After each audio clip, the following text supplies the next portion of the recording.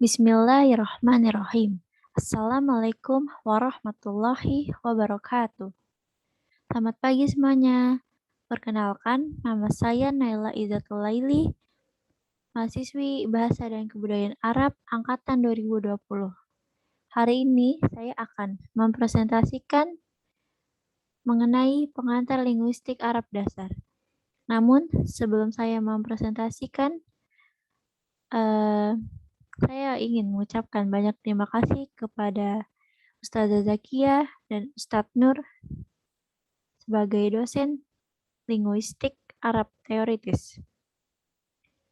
Baik, yang pertama ada definisi bahasa. Bahasa merupakan unsur terpenting yang ada dalam kehidupan manusia dalam meningkatkan peradabannya. Selain sebagai alat komunikasi, bahasa memiliki berbagai fungsi. Salah satunya sebagai pendukung mutlak dari keseluruhan pengetahuan manusia, serta pemersatu negara. Bayangkan jika negara tidak ada bahasa.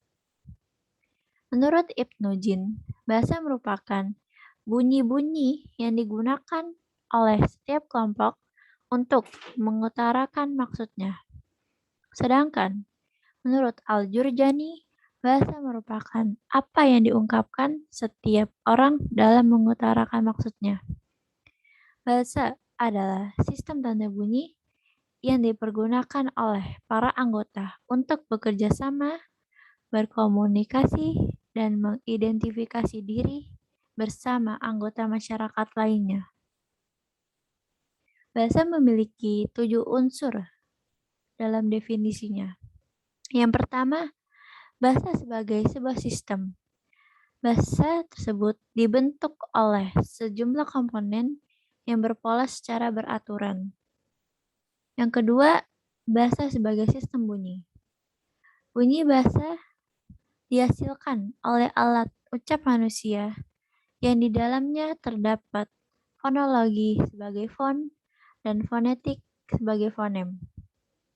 Yang ketiga, bahasa sebagai kesepakatan.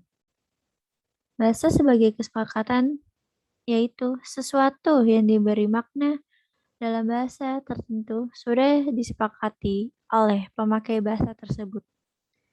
Yang keempat, bahasa bersifat unik. Pasti setiap bahasa mempunyai sistem yang khas yang tidak ada dalam bahasa lainnya. Yang kelima, bahasa bersifat universal. Para pemakai bahasa bebas dalam memilih kata bahasa atau diksi. Yang keenam, bahasa sebagai arbitrer. Bahasa memiliki persamaan yang terdapat pada setiap bahasa.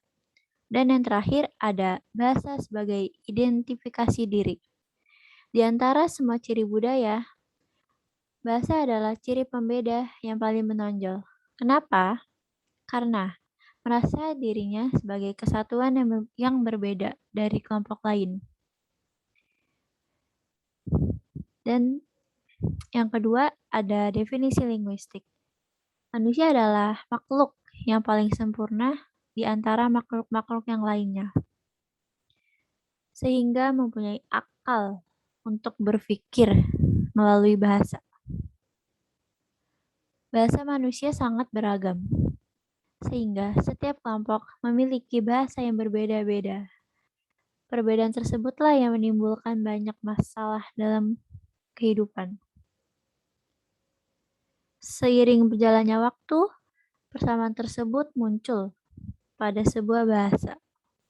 Persamaan tersebut dinamakan linguistik. Apa itu linguistik? Apa saja ya cakupan yang ada di linguistik? Yang pertama ada definisi linguistik. Secara etimologi, lugawi, kata ilmu lugah yang terdiri dari dua kata ilmu yang berarti ilmu dan lugah yang berarti bahasa. Dapat disimpulkan bahwa ilmu lugah adalah ilmu tentang bahasa.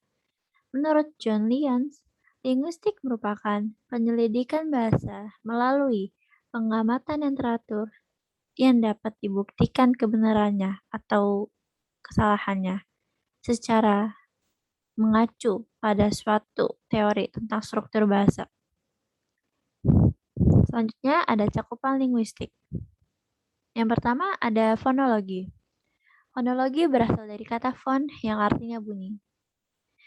Maka dapat disimpulkan bahwa fonologi merupakan ilmu yang berkaitan dengan bunyi. Dalam linguistik, fonologi merupakan salah satu bagian yang mempelajari bunyi bahasa, bagaimana dan di mana dilafalkan, dan organ ucap yang terlibat dalam artikulasi bunyi, serta fungsi bunyi. Yang kedua ada morfologi. Morfologi berasal dari kata morf yang artinya bentuk. Maka dapat disimpulkan bahwa morfologi merupakan ilmu yang berkaitan dengan bentuk. Dalam linguistik, morfologi merupakan salah satu cabang yang mengkaji seluk-beluk bentuk kata dan perubahannya, serta dampak dari perubahan itu terhadap makna. Yang ketiga ada sintaksis. Sintaksis berasal dari kata yang artinya dengan dan Latin yang artinya menempatkan. Maka dapat disimpulkan bahwa sintaksis merupakan menempatkan bersama kata-kata menjadi kelompok kata atau kalimat.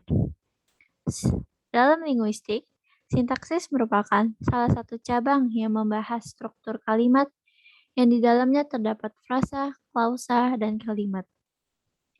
Yang keempat ada semantik. Dalam linguistik, semantik merupakan salah satu cabang yang berhubungan dengan tanda bahasa, yaitu antara konsep dan tanda bahasa yang melambangkan. Dan yang terakhir ada pragmatik. Dalam linguistik, pragmatik merupakan cabang yang mempelajari makna yang muncul ketika sudah dipakai atau digunakan.